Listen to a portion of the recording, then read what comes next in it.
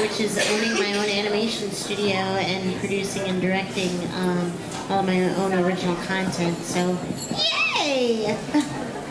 Wait, one more question? One more question? We got one more question. Like one more and then we'll do some autographs. How about that? Okay, somebody pick, because I'm not picking people. Oh, it's just a statement to make. Oh, statement. My 17-year-old daughter wants to be a director and voice character. And we went into the room yesterday after seeing D.Gray, by the way, I love your hair, purple, favorite color. Went into there and got two of the box things of Full Metal Alchemist for less than $100. Wow. We don't download them. Wow. Good for you. Cool. Good for you. Good for you. And thank you for that. Yeah, definitely. Thank you. Okay, you in the red dress That's are a you real our fan. final question? I'll pick our final. Oh, our favorite thing about voice acting. I'm going to go first because I love my answer for this. There's a saying in acting that an actor can do any role. I'm here to tell you that's not true for stage and film. I am 5 foot 4 inches tall and have all the sex appeal of Mr. Monk. There is a lot that I can't do on stage.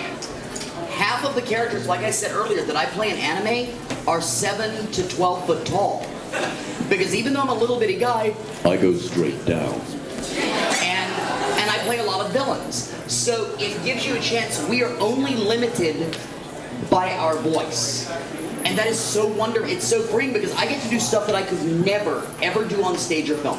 So that for me is my absolute favorite thing.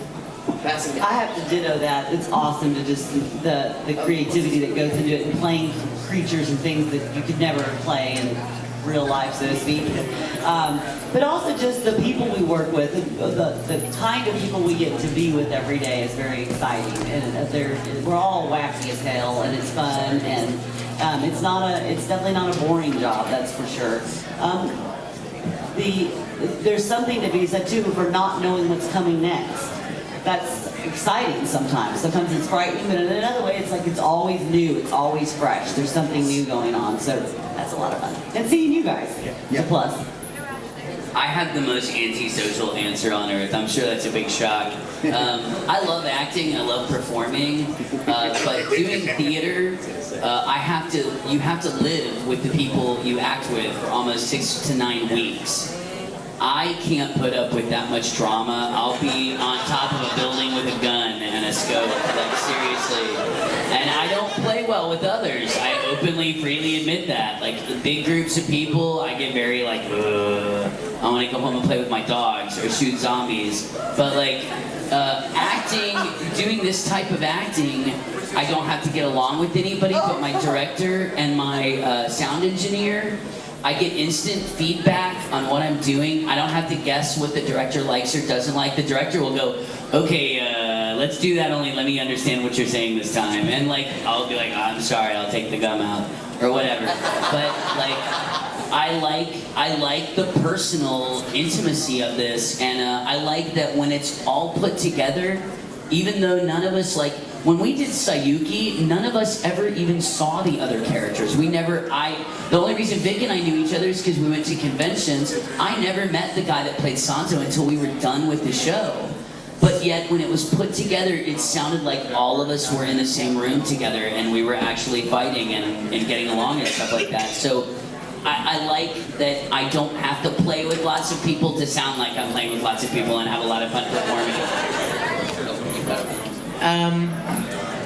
There are so many things I love about this. The fact that I do a lot of audio work and sound recording work, I love that element of our business. I love that, that we work with Pro Tools and audio and microphones and just the whole idea of recording. I've always enjoyed that. And as an actor, I love the chance to play different characters. Also, one little benefit is that we don't have to memorize our lines. Although, if you think about it, when you're on stage, you got to memorize all your lines and pretty much have to memorize everyone else's too, so you know when you're supposed to say the ones you memorized. We don't have to do that. They're on paper or on a screen, and we can look at them and kind of throw it into our little flash memory and do it, and then delete and go to the next line. Wendy doesn't have flash memory. But the other thing, and I know this is going to sound rather, what do you call it, fan servicey, but I love you guys, and I never imagined. One of my absolute favorite things about what I do is the kind of encouragement and support and love that you guys give us. None of us ever expected any of that when we started in this business. When you're on stage doing a play, you can hear the audience out there laughing, and you can hear them gasping, and they're right there, and you're making a connection. And when you finish that show, they applaud and they stand and they yell.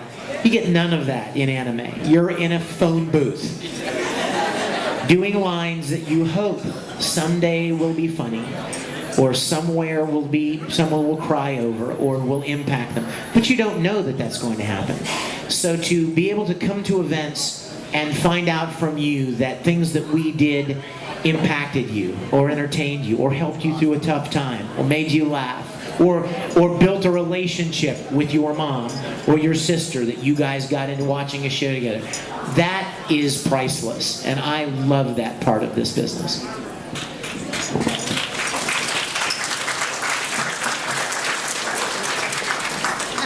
When I got into voice acting, you have to understand, like, I grew up, most of my life was in Japan.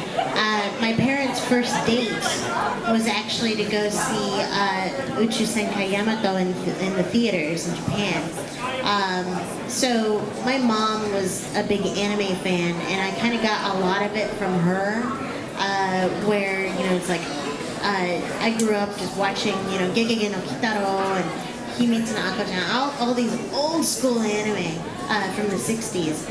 And so for me as a fangirl, you know, being able to do voice acting, I was like, oh my god! You know, it's like when I got to do Gatchaman, I like lost it. Oh my god! And then Final Fantasy Unlimited is like, Final Fantasy. Oh my god! I get to be the chocobo. I lose it every time I walk into the sound room. Also, my job, my everyday job, is really stressful. The first 6 years that I was doing voice acting, I was actually going through college, but I was also running an animation studio at the same time. So that was like compounded double work right there. And so to be paid to go into a sound room and scream at the top of my lungs, that was freaking awesome, yo. So I love screaming. It's fun. So does she, apparently. Oh. But yeah, so I think that so my fandom and, you know, being able to go to conventions and being a fan myself and you know, wandering around buying things in the dealer's room and be like, oh my god, that's my toy. You know, that's awesome. All right, I think we're about to start some kind of autograph assemblage. So where's Travis? Somebody's gonna need to direct traffic and figure out what's going on. Thank you guys for being here to sit with us and talk. And we're not done. We'll see y'all in a minute. Are all of you guys shooting this last one?